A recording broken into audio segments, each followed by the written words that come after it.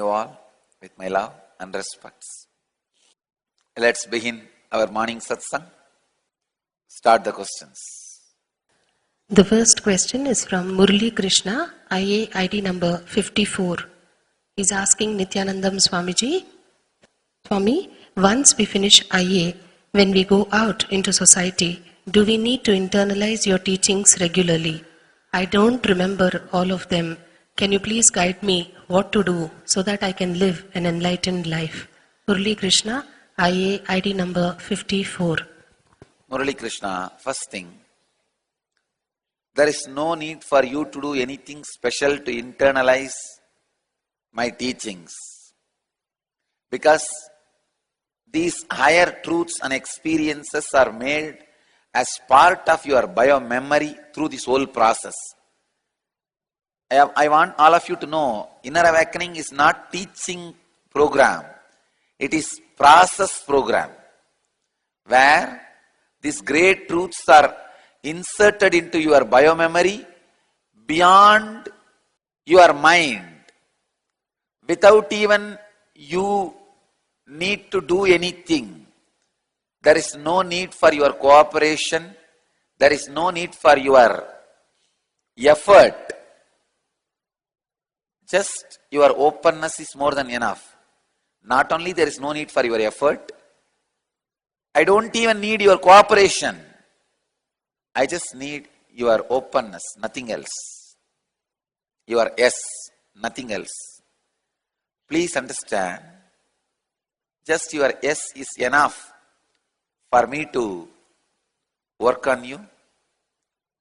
So you don't need to do anything special to internalize my teachings. Maybe I'll recommend this morning satsang as a sitting with me, the Upanishad, more as a Upanishad. Otherwise, if you see in the morning satsang, all I do is just I come and joke around, make some fun, tease some people, answer a few questions in a most confusing way.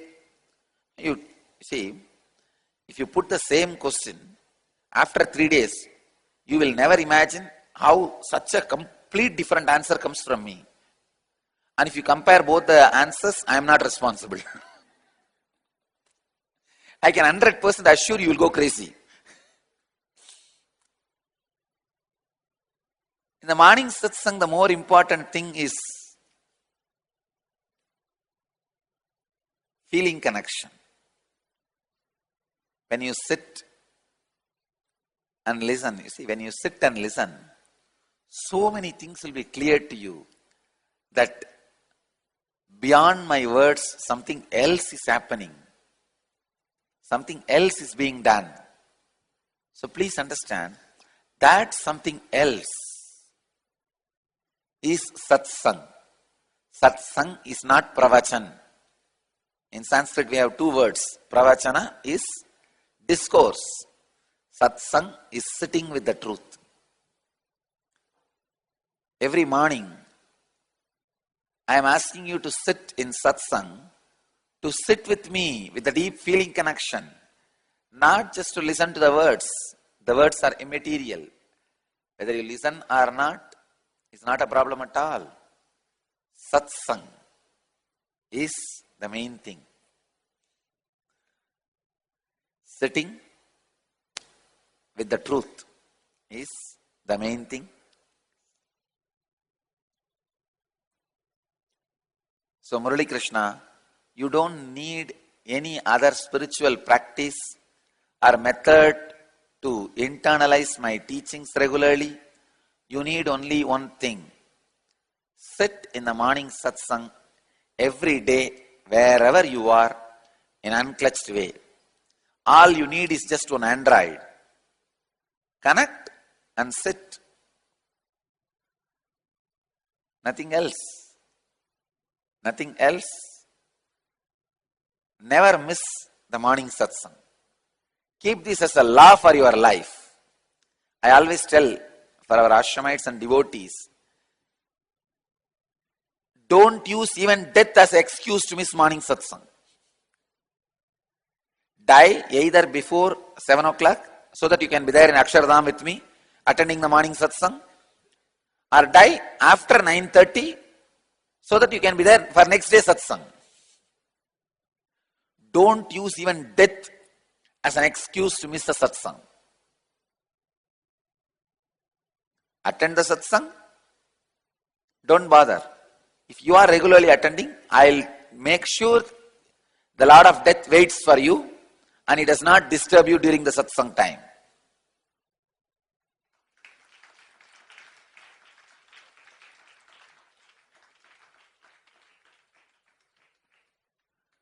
Don't miss morning satsang. Make this as a life. Morning satsang, not even to hear what I am saying, more to sit in unclutched way. Just sit unclutched, nothing else. If any words which I utter need to go inside you, it will go inside. Otherwise it's okay. So, don't miss morning satsang. I don't feel you need to do any other spiritual practice, any other technique or process to internalize my teachings, to make you live enlightened. Just satsang, nothing else. Yes for satsang, that's enough. Next. The next question is from Ma Bhaktika, who's asking, Beloved Swamiji, on the 27th of April, you were coronated as the 293rd Guru Mahasanidhanam of the ancient Madhurai Adheenam. You mentioned briefly about a mystical incident in your life when you walked from Tiruvannamalai to Sirkasi, the birthplace of Saint Tirujnana Sambandar. Can we humbly request you to share more about that incident, Swamiji? Thank you ever so much. Thank you, in Nithyananda Ma Bhaktika. See, this was one of the mystical visions I had in my life. Maybe after 11, before the first experience, before the enlightenment, there was a festival in Tiruvannamalai temple that Jnana Sambandar, a great saint from South India, an incarnation from South India,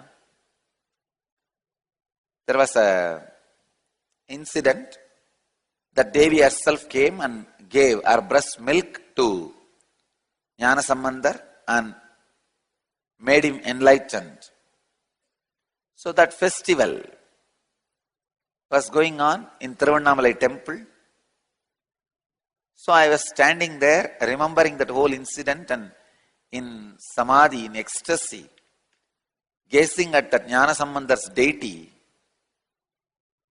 Just like that, I saw Jnana Sambandar himself came out of that deity, and I saw he was having a cup, golden cup, milk in his hand, drinking and sprinkling it on the whole crowd, sharing it with everybody.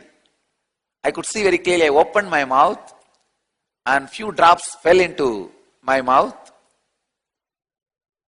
and Jnana Sambandar straight walked up to me, kind of hugged, and before I could wake up, I could realize it disappeared. Maybe in a way you can see that entered into this body. It was a strong experience. I was in a great joy, and in that ecstasy, I straight started walking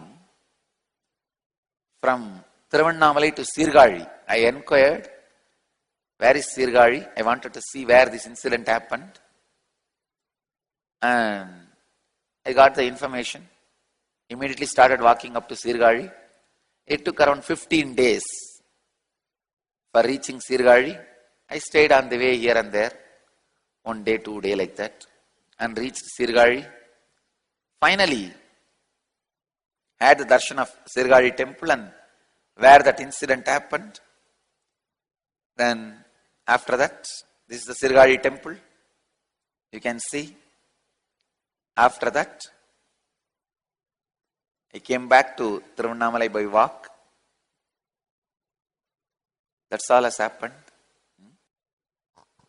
Next. The next question is, you mentioned that goddess Parvati is the first disciple of Lord Shiva. However, the Devi Mahatyam portrays Divine Mother as the superior energy. Why is Shiva considered superior to Devi in some traditions and scriptures and vice versa? Could you please explain the significance and difference between Devi and Shiva worship? Why are some of us inclined towards the worship of the Divine Mother?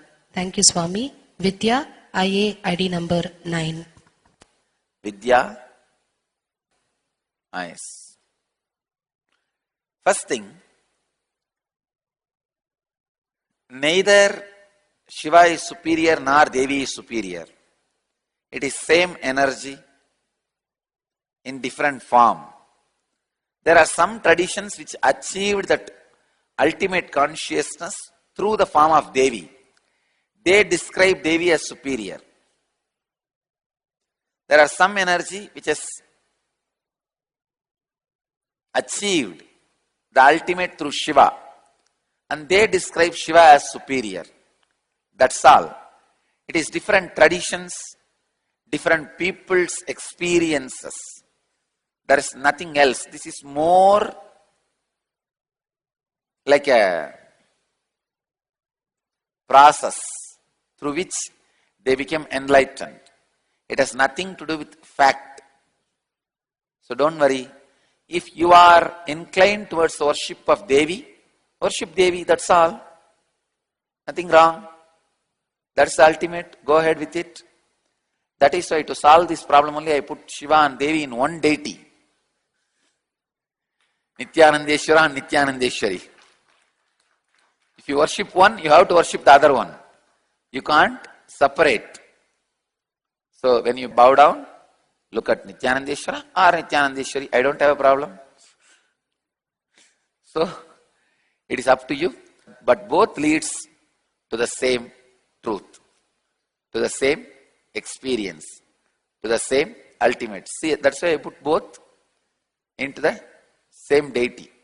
I did not even want to put one next to each other. Even if I put one next to each other, somebody may remove it. That's why I put it on the lap and bolted it. So, you can never remove the other. Next. The next question is from Rajesh VM, IA ID number 72, who's asking, Dear Swamiji, when tears come out of devotion on listening to devotional hymns like Saundarya Lahari, Tiruvachakam, etc., is it required to unclutch from that state as well in order to go deeper? Rajesh VM, IA ID number 72. Rajesh, when you unclutch even from this state, your devotion will get into such a solid form. Bhakti will become Parabhakti. When I say unclutching, don't divert your attention. Dig deep into it. When you unclutch, the higher emotions get solidified in you, lower emotions gets destroyed in you. Please understand. When you unclutch, lower emotions get destroyed in you, higher emotions get strengthened in you, strong in you.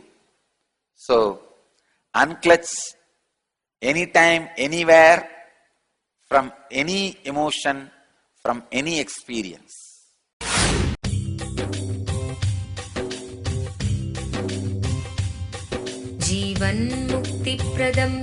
Paramahamsa Nithyananda, a rare living incarnation, is named among the world's 100 most spiritually influential personalities today. Paramahamsa Nithyananda has been placed alongside Dalai Lama, Nelson Mandela, Oprah Winfrey, Paulo Coelho and others by Mind, Body, Spirit, the world's top esoteric magazine from Watkins, London's oldest and largest bookstore.